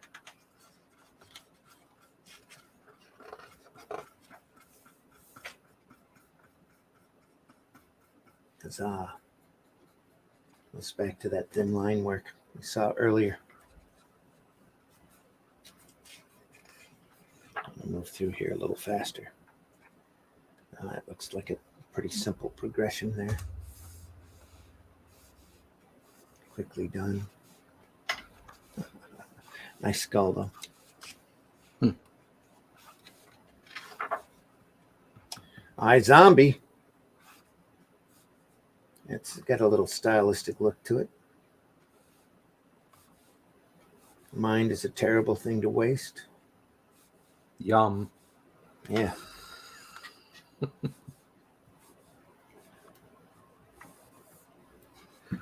Looks like the TV show. She was a zombie that ate brains to get the memories of the people that were dead, solve murders by eating a little bit of their brain. A little bit of Flash there. That's real Infantino on purpose, I'm sure. Reference there. Thunder Agents. It's very silver Bronze Age there on the right. Very much so. Yeah. Oh, here? Yeah. Yeah. Silver Bronze Age. So it's all the Thunder Agents. Yeah. Except Raven. Raven's not in there. He came in later though.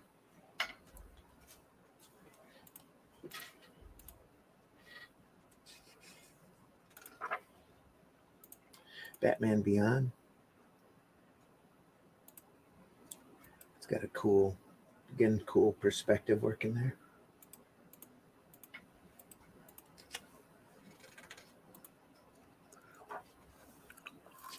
The Laws of Motion.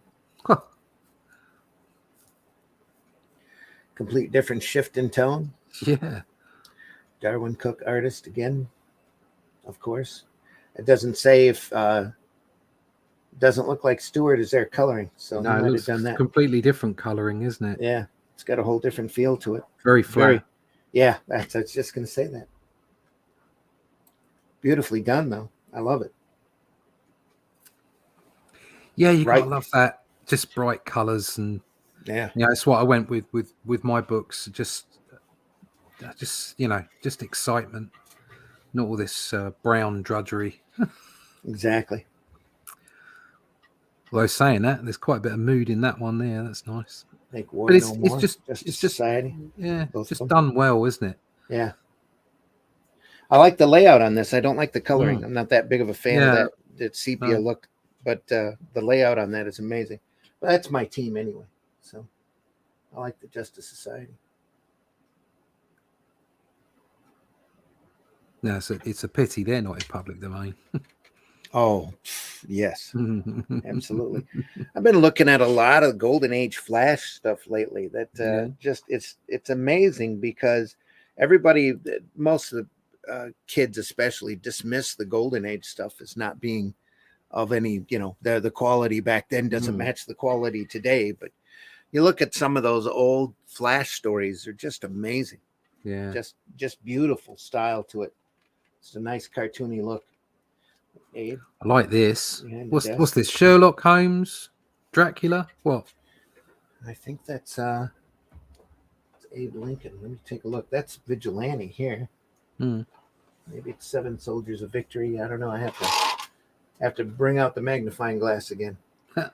This is for the shade number 1. Huh. It's just shade. it's got like a Victorian kind of look to it. This does. It's got almost like a 50s aesthetic, but that's definitely Vigilante here. I mean, the Western Vigilante character. Right. Somebody smoking in there. There's all sorts of figures. City in the background. Almost Nazi-istic here, only with a swastika. Oh, no. That definitely looks like Abe, though. Abe Lincoln. Times Past, 1944, Family Ties, Part 3. Nope, somebody writing with a quill pen. That's what I say. It looks sort of like, older world. Yeah, Victorian. Yeah. And then we switch over to retro futuristic there. With the ground hitting the bottom of the panel. Yeah. Been there before. Yep. Pretty much. You don't see the full feet, though. It's up. No. Up just a little. Yeah. But you're able to get that great Art Deco skyscraper in there, though. Back to the stuff he was doing before. We're contrasting back and forth between the Victorian and the futuristic. It's like that shot there with down in the, that makes me think of the bottom shot there. It's got hints of Mike Mignola on Gotham by Gaslight. Oh yeah, very much so. Yep, I see it. Vigilante comes in. That looks great. Look at just the action flow to it. The dynamics is great. Love it. I remember a Kang story from when I was a kid, and they went back to cowboy to the Wild West, and there was like this white clothes. Was a ghost. Ghost Rider. Yeah. There was a Ghost Rider all in white. Yeah, and it was just. I remember reading that and being like, "Oh, this is great." I think it might have been Sal Buscema that did it, or a lot of it. I don't know. Might have been, or it might have been. Actually, there were lots of different artists on it. So yeah. Well, Ghost Rider was an Atlas. I think was an Atlas Timely Western. Right. Okay. I'm pretty sure that Ghost Rider is in, if not in public domain, pretty close to it. Oh, because AMC has done some that look like it, all in white, the same costume outfit, kind of thing. It's that kind of thing is sitting on my list of to dos. Really is. It'd be fun. Old slam bang Western. That's cool.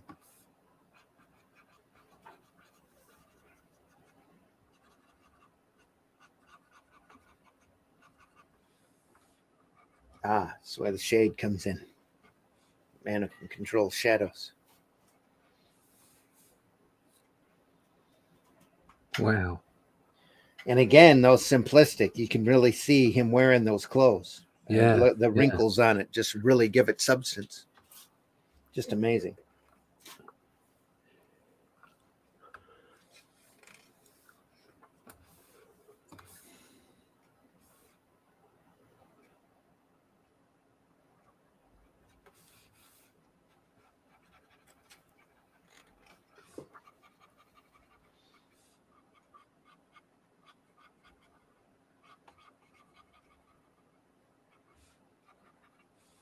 We're at the 60s fashion here.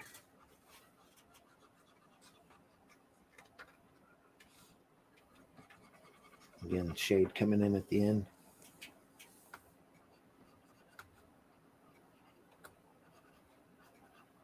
In disguise. The old lady's in disguise. Actually, a young girl.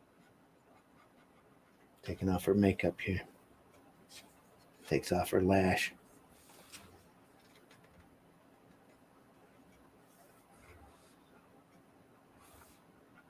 Sunset. That's no lady. I have to go so soon. So much I want to ask for the family. She does look like a man. It's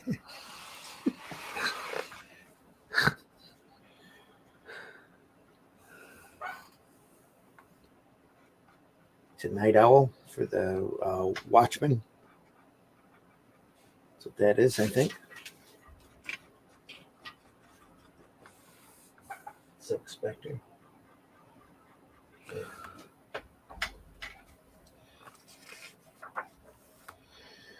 It's covers. Comedian. Old comedian. I think in 2 weeks, the start of May, we're going to start dissecting Watchmen. Right, okay. Because I'm not sure how many episodes that's going to go. That's why I wanted to get Darwyn Cooke out of the way. So we could end up spending months, literally months, on going and dissecting Watchmen. Have you got the black and white one? I do. I've got the black and white one. I've got a one that's got all sorts of prep materials in it, like scripts and the Watchmen and roughs. Yeah. Yeah, I've got both those. Yeah, they're fantastic books. I've got a portfolio of the French covers. Ooh. That is just the artwork on it is just amazing. That Gibbons did. They reprinted over in France. They did 2 issues at a time. Right. So it's six covers, exact same layout with different characters. Wow. And it's just amazing. And Gibbons is responsible for those. It's just amazing stuff. Here's more Watchmen stuff. Hangman, Dollar Bill, Broken Bank. It's ingenious.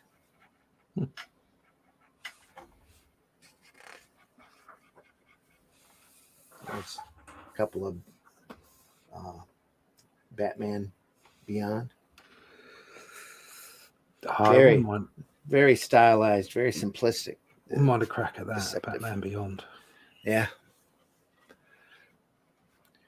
We are. Oh, we're at an hour and 43 in. We haven't even got to the creme de la creme. Oh, look at that! We're getting here. Look. Yeah, which that one or that one? That one on the right. Just love it. Yeah. Simplicity. Mm-hmm. All of the animated Justice League. Just fantastic. And Hawkman, Hawkgirl in the background. And Watchtower, Snapper back here in the back, Snapper car. Just great stuff. There is a set of covers here that I want to get to. I think that we're getting close to now. We're going through a lot of cover layout. But we'll spend the last part of the show. They did a month dedicated to Darwyn Cooke, and they let him do wraparound covers for all of the books. And well, why wouldn't you? Yeah, they are all just beautiful. It's Wyoming. Sounds like a good idea to me. Yeah, it's just gorgeous. Another Jonah Hex story. It's beautiful stuff. Look at that. See, it's strategic nudity here. Yeah. All the important, she's naked, but all the important bits are covered up. All of the not angry bits, but the parts that would make the moms mad. You know? People that get angry at, bits that people get angry for some bizarre reason, getting angry at a human body is like, okay, whatever. Even the butt crack is just, it's there, but it's not there, you know. Very strategically well done. Jonah and his girl.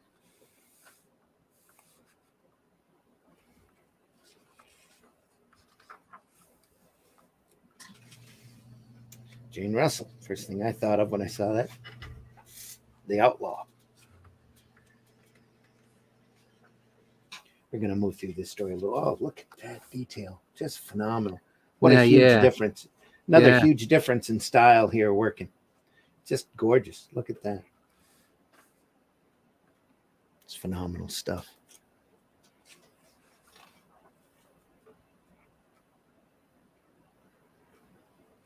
You can see there's like little hints of his cartooniness here, but it's not. It's just not in that animated simplistic look. No, it's beautiful. That's Yeah, what it is. That almost looks like Darwin right there. Yeah. It's like this kind of stuff is like some of the best Disney movies, you know? Yeah. That's how it feels. Mm-hmm. Then as the action picks up, it gets a little bit more cartoony. So we're working through. Helping the movement. Yeah.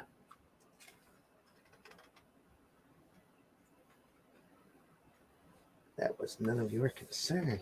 Now we're back to the detail he was holding before. Look at that. Just great. Great. I'd have been tempted to knock that panel border out. Right there. Just to open it up. Pardon me. There's another great shot. Look at that. Jesus. Great. Very cinematic.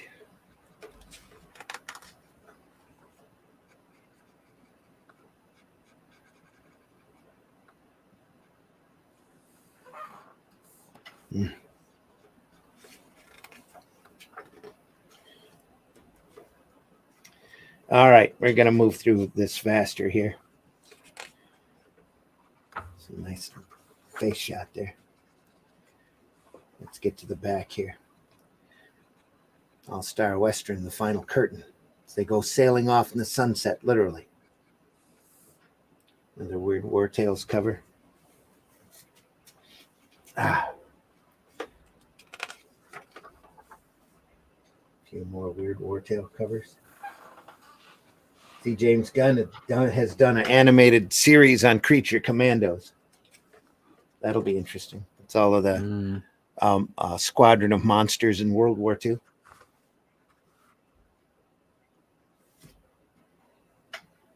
Interesting. Yeah.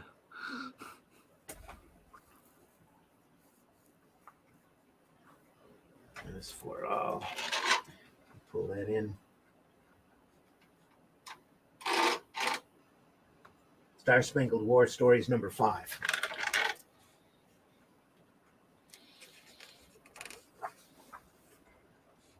Bam. Dropping the bomb. It's an atomic explosion back there, and that skeleton guy being torn up. And we get into some really cartoony Catwoman, Harlequin. Gonna move through this a little faster here. We don't have a lot of time left, though we can go over 2 if we want to, but we'll just kind of glance through this story. Just beautiful expressions, though. It's a lot of fun. Ambush bug. And laughing at Batman. Yeah, they're all laughing at him. You're banana man now, mate. There we go. Here are these wraparound covers I was telling you about. Oh, wow.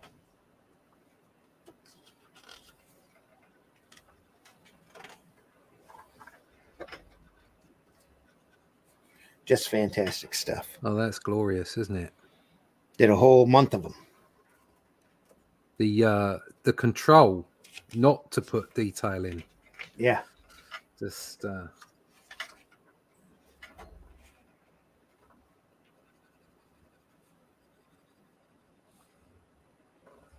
great.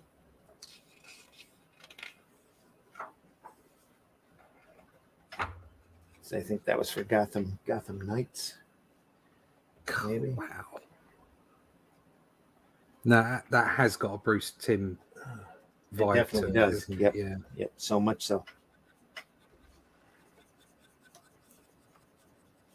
It's the whole rogues gallery right there.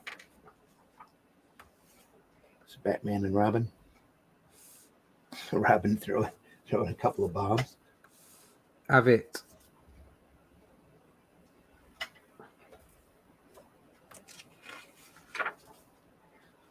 World's finest.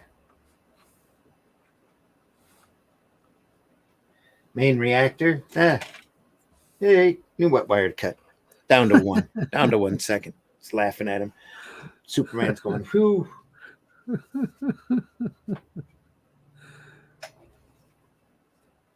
All the C4 sitting here.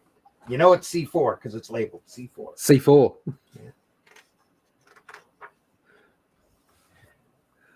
Yeah. Catwoman. Yeah, very nice.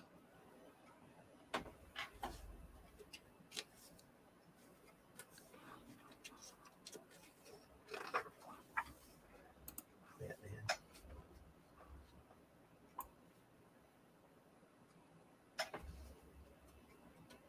Batman and Alfred. Flash.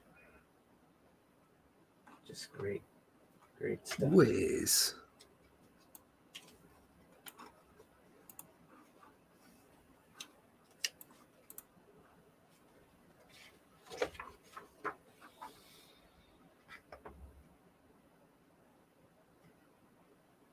What's that? I'm going to have to look at it again. Put this in small type way in the corner. Grayson, number 5. Ah. That must be Dick Grayson.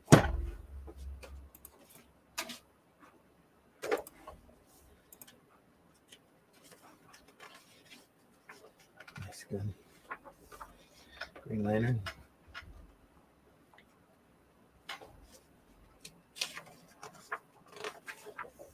Green Lantern Corps.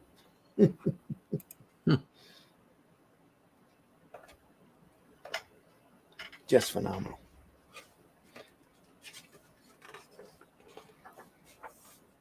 Harlequin. He looks a little distressed. Hmm. Like the Jingle Bell necklace there. Nice touch. He-Man. Oh, wow. Very slender He-Man there. Yeah. With She-Ra back there and Skeletor. Yeah. Of course, Justice League. Yeah, fabulous image. Yeah, just amazing.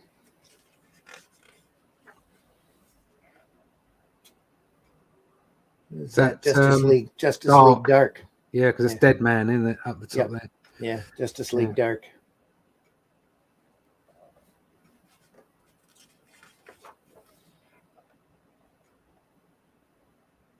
Is that All-Star? No. Who is that? Must be just that's not Justice Society. It's got to be Yeah. That's Adam Strange. Yeah. Justice League number 7. Martian Manhunter. Justice League Files. That's what it is. Yeah, Stargirl, Adam Strange. I'm not sure who this guy is. No. Supergirl. There's someone underneath him because he's just like he's doing leapfrog. Yeah. It's probably the character's name. Leapfrog. Yeah. Not sure Who's what this? that's for. I'm going to have to use my magnifier again. Sinestro. Oh, Sinestro. There you go. Must have done a Sinestro book. Again, just great stuff. Supergirl and the Super Pets. Bork. I like the round eye for the dog. Yeah. That's great. Streaky. They all fly. They're all super pets. Of course they fly. Superman. Broom closet.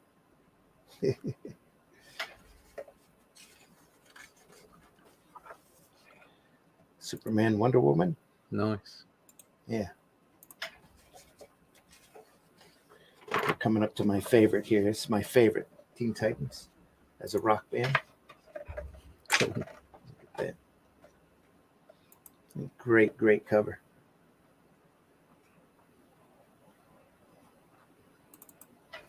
It's awesome stuff. Wonder Woman. Love the angle on that.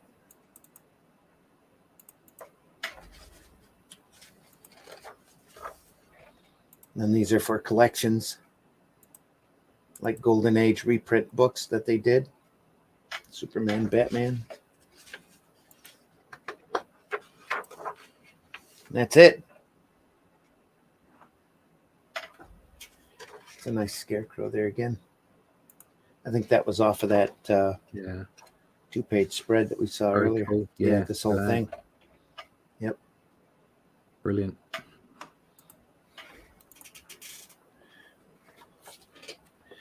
Folks, that was the graphic ink book of Darwyn Cooke. It's the back cover without the dust jacket.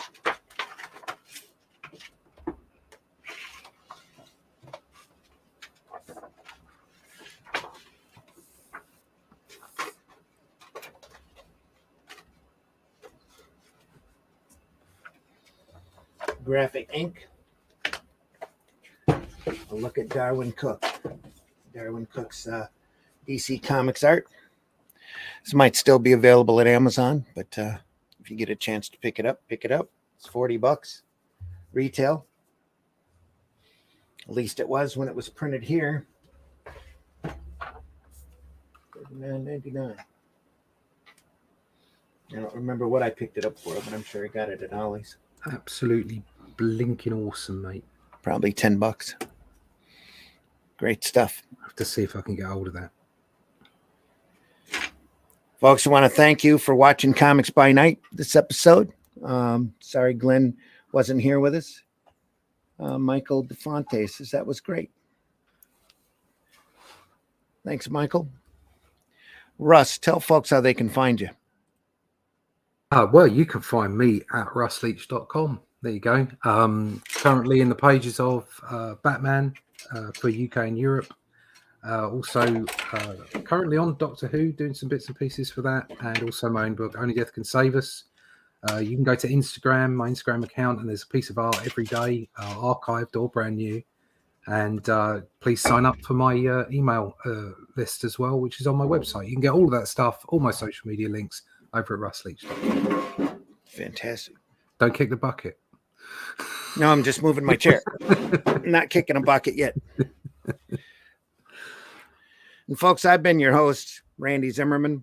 Real happy that you were able to join us today.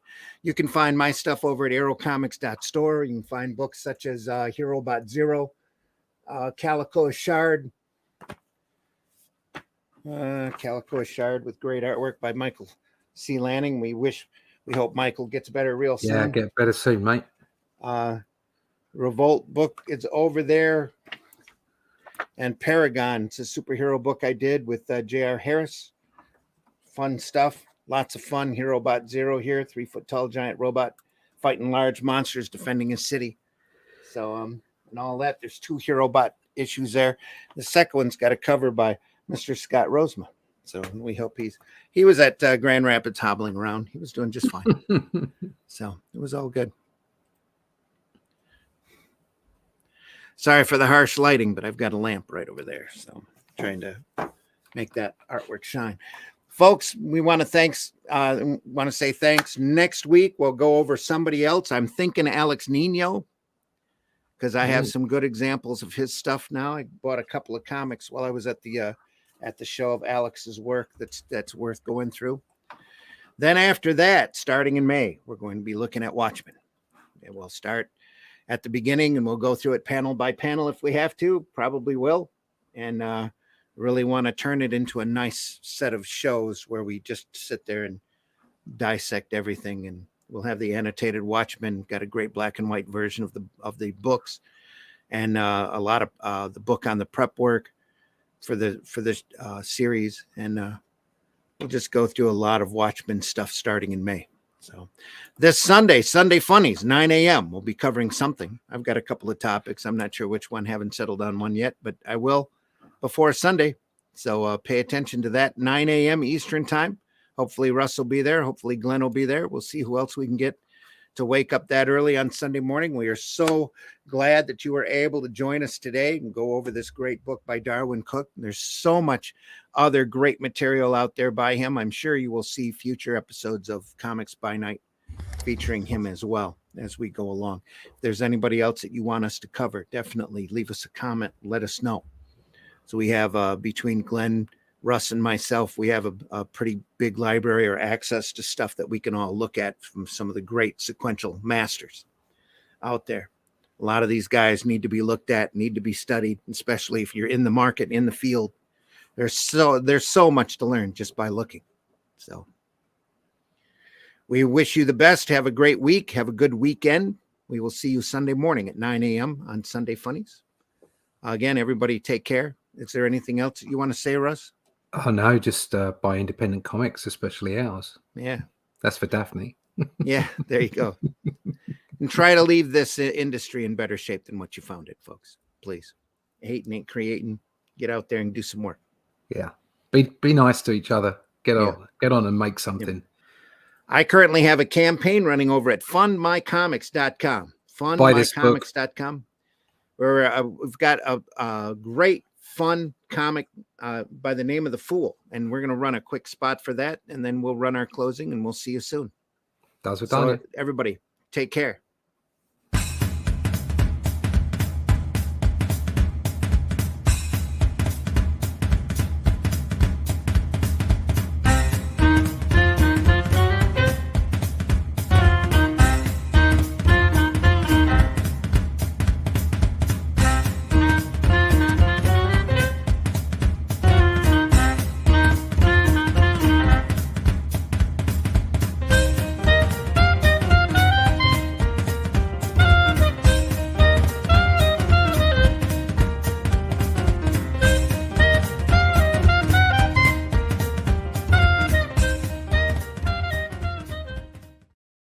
Have a question or comment for us to address on the show? Have a topic you want us to talk about? Email us at indiecomicsnetwork@gmail.com.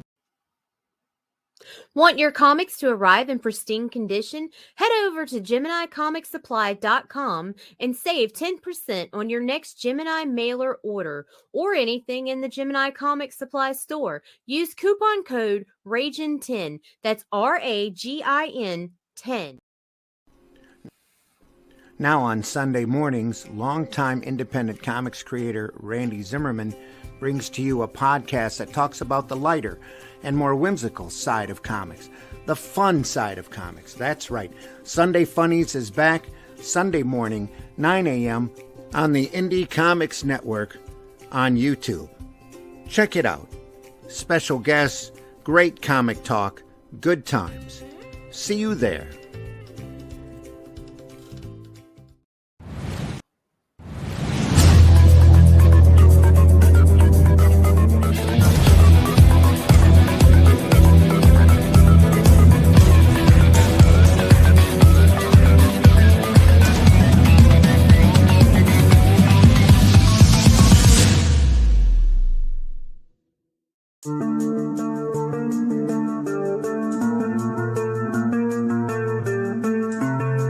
Great silence. I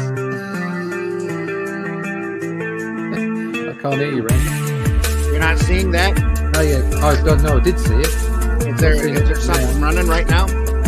I can't see anything. Can't see anything? I'm running the outro. Okay. Let me stop that. I was running the outro. Let's try it again. Let's just stream. Can you see it now? Give me a thumbs up if you can. All right, cool.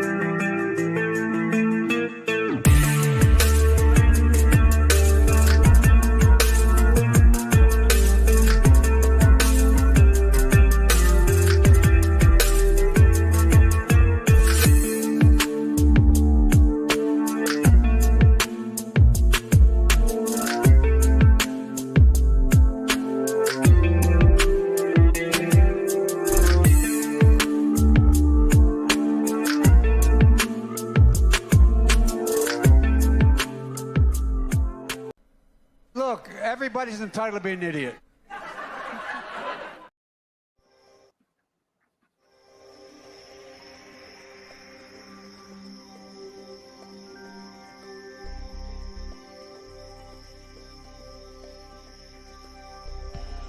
What was that? This is not a charade. We need total concentration. Total concentration. Once again, this time with theory.